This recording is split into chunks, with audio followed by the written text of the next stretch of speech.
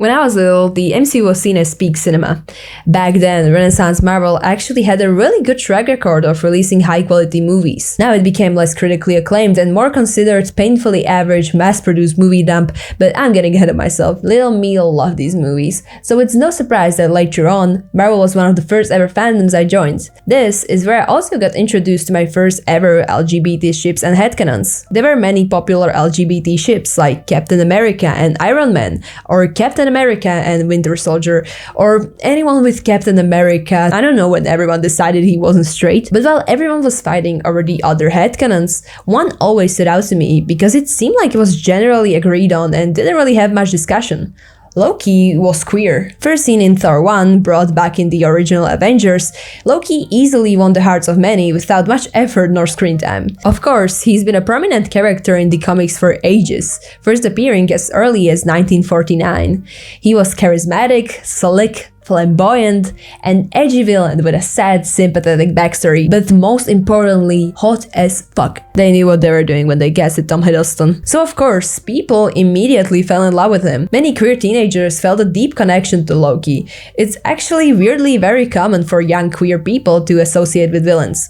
It definitely has something to do with the very old but still persistent trend of Hollywood queer coding the antagonists, but that's a can of worms we're not going to open here. Just YouTube search gay villains, there are many videos about this topic. But yeah, you can easily see the appeal in Loki. Like for example, imagine being a young trans person that just started figuring out their gender, and suddenly you see this fucker having zero issues with switching bodies and genders and shapes and forms. Like yeah, you'd love that guy. And with the Loki, Agent of Asgard comics confirming Loki's gender fluidity as not only a shape-shifting ability, but an expression of gender, and later on comics writer Al Ewing confirming on Tumblr Loki's bisexuality, people generally started accepting Loki as canonically queer. From here on out, people begged Marvel for any sort of confirmation in the movie universe, but there he didn't have much luck.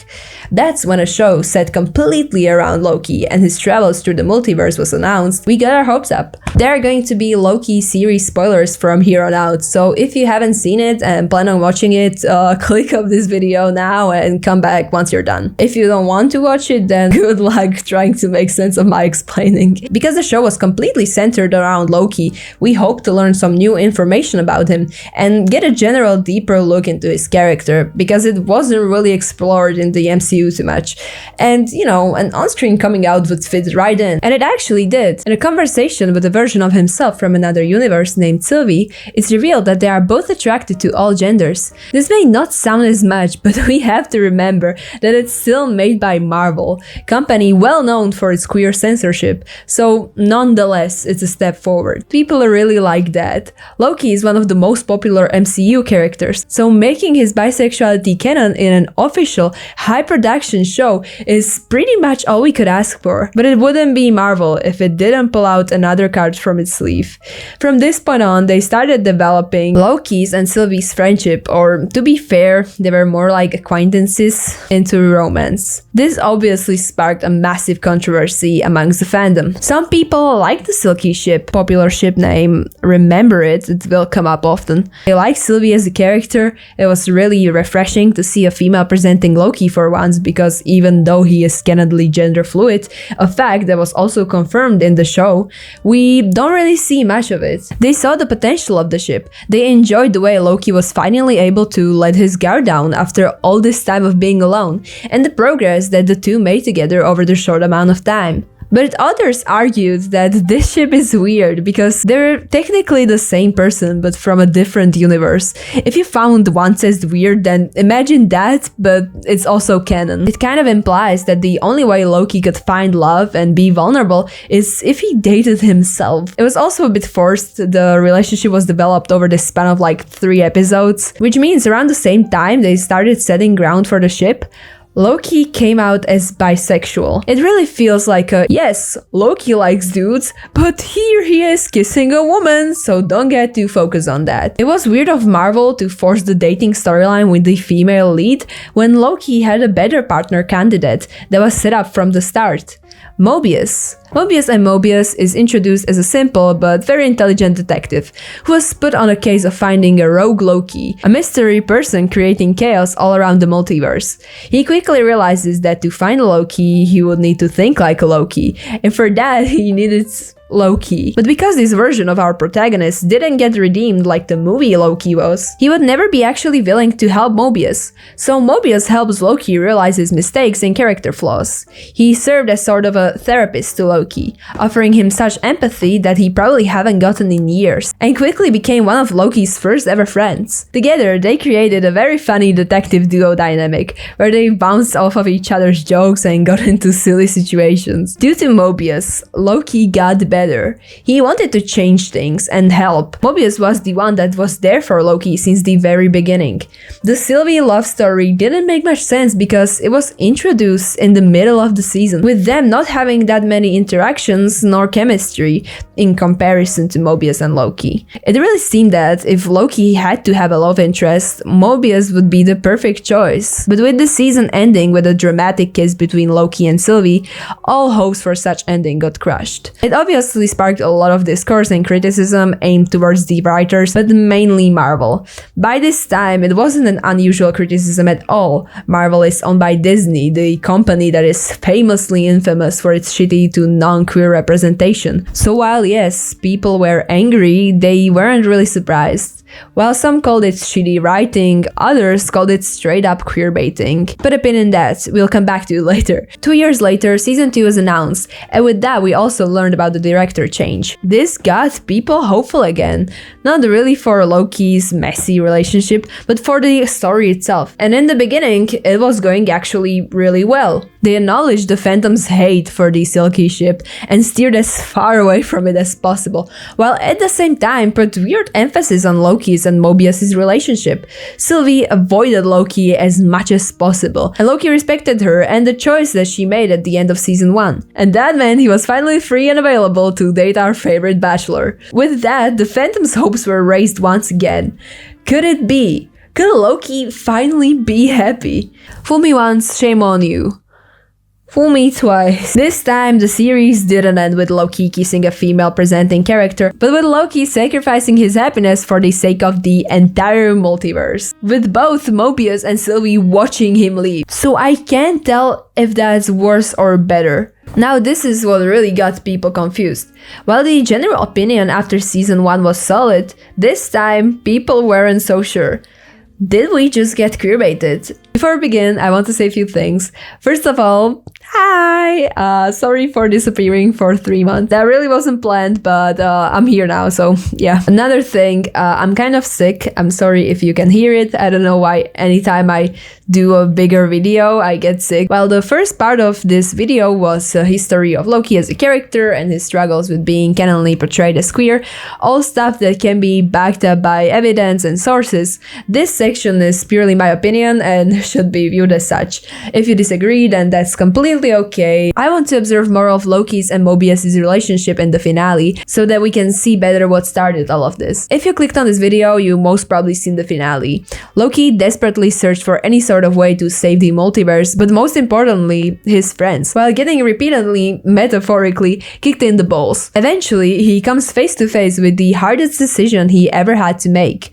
Kill Sylvie, his ex-crush, or let the world crumble inherently. And before doing anything else, he decided to go to Mobius for help, the most morally righteous person he knows, and really the only person he thought could help him. Mobius is so important to him, he holds him so high in his mind that he knew he would tell him exactly what needed to be done. Look, here's my kitty! Kitty! What? Okay, he didn't like that. After talking to Sylvie, he realizes that there is a third option, where instead of killing her and continuing with pruning timelines, which means erasing timelines and killing countless of people in the process, he can sacrifice his own happiness and become the god of stories. Presumably the most important duo in his life, Sylvie and Mobius, are the only ones to witness his final words. One of the last things he says to them is, "I know what kind of god I need to be. For you." The camera instantly switches to the duo anxiously looking at Loki. It can be assumed that he was specifically talking to exactly the two of them. They were his priority in this decision. Few scenes later, we can see distraught Mobius sitting at his desk. He looks tired, discomposed, and lost in thoughts, even after presumably at least few weeks passed. Eventually, we learn that he decided to leave the TVA, the organization that previously pruned the timelines but now focuses on taking care of them, to see what they were actually fighting for all this time. But Mobius didn't really have this need until now. Yes, he acknowledged that he would like to see his real life, the timeline where he was taken from. But at the same time, he was worried that he would like it too much. He loved the TVA, he called it home, it was all he ever knew. But after Loki sacrificed himself, it didn't feel like home anymore. There wasn't really anything holding him back. He not only needed to see what he was fighting for the entire time, but also what Loki sacrificed himself for. And when he sees his original life, he loves it. It's great. But it's not his. As he said before, this isn't really him. It's a version of him that lived a simpler life. He's unable to just join the world now after all that. He isn't really ready to move on. Sylvie appears and we can see that unlike Mobius, she moved on pretty easily. Hell, that was the only thing she ever wanted, to leave her old life behind her and start a new one. But Mobius isn't really like that. He likes the comfort in repetitiveness, in cozy evenings, and little things, and he isn't really the type to let go of that. He isn't ready to let go of Loki. So while yes, Sylvie may miss Loki but get over it because she knows it's for the best, and Loki willingly chose this path, Mobius will probably never move on, never forget him. So he just stands there, waiting for nothing, looking into the distance, letting time pass, because that's inherently the only thing he has left of Loki. And as he says that, his words echo through the multiverse, and Loki hears it. And he smiles, knowing that even though he's gone, he will never be forgotten.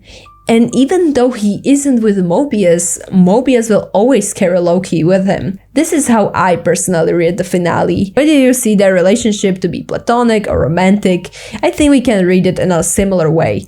Mobius is just not handling Loki's sacrifice well, but that doesn't inherently mean that the relationship between them has to be more than a friendship.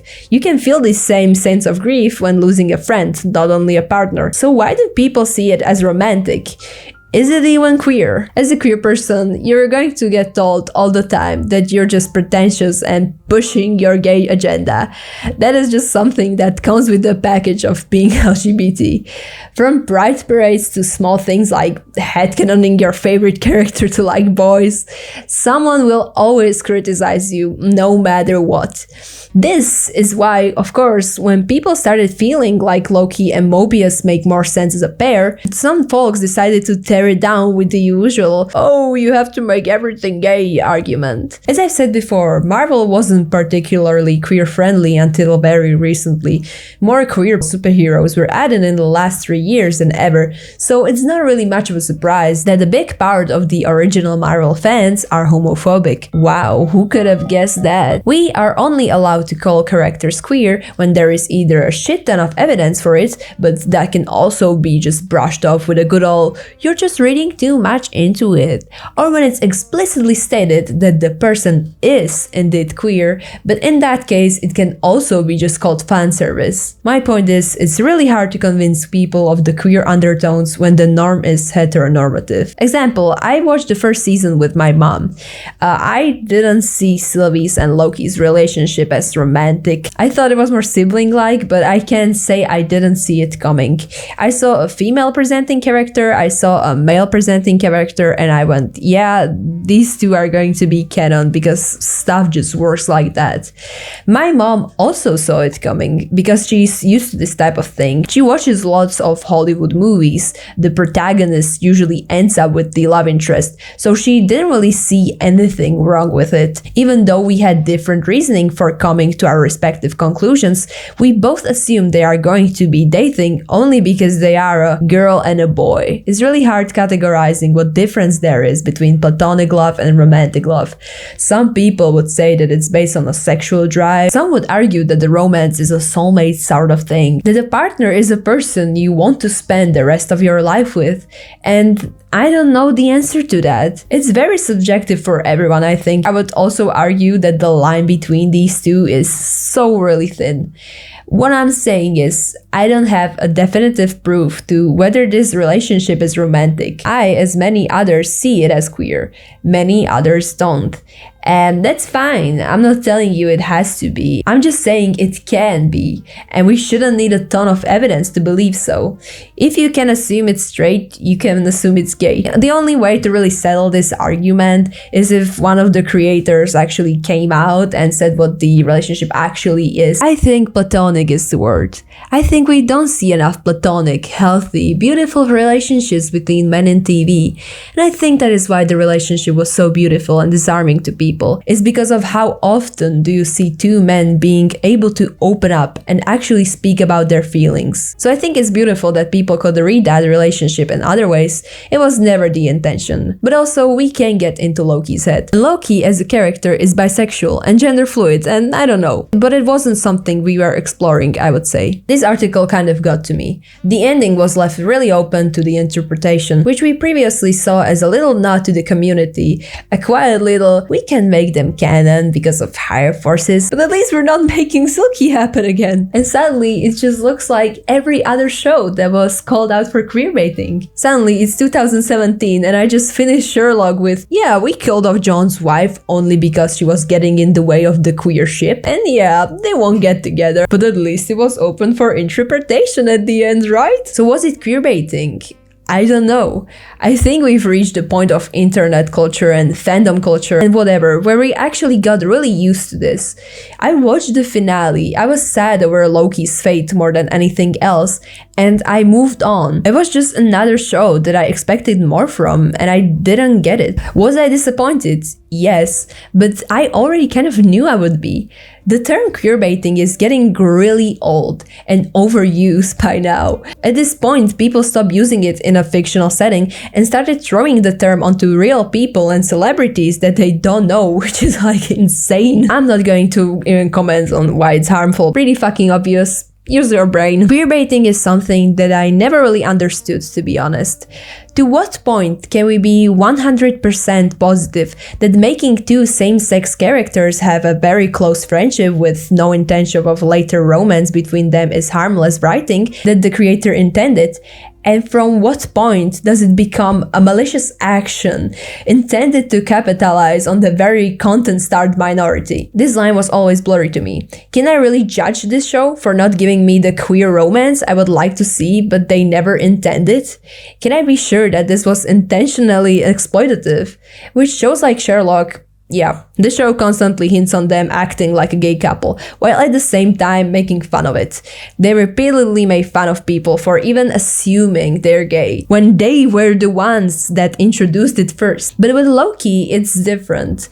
They didn't make fun of it. They didn't explicitly point fingers at them and say, oh, you're literally like a couple. Nothing. We did see it that way, but that's alright. As I said, platonic and romantic bonds are really similar. I don't think we can really say the show queerbaited us, but I definitely think we can still judge it for forcing a heterosexual presenting relationship, at least for people that don't understand the complexity of gender and sexuality, which is most people that watch Marvel shows, to be honest, and for the weird success thing immediately after he came out. But remember, this is very different from judging the show for making him date a female presenting character, because repeat after me, bisexual people can date the other sexes without baiting. If Mobius was a woman, I'm pretty fucking sure they would be dating though, I'm just saying. But at the end of the day, does it even matter? Should we even care at this point? I saw it as queer, you probably did too, so does it really matter that it wasn't intended to be that way? I still see this story as a heartbreaking tale of love.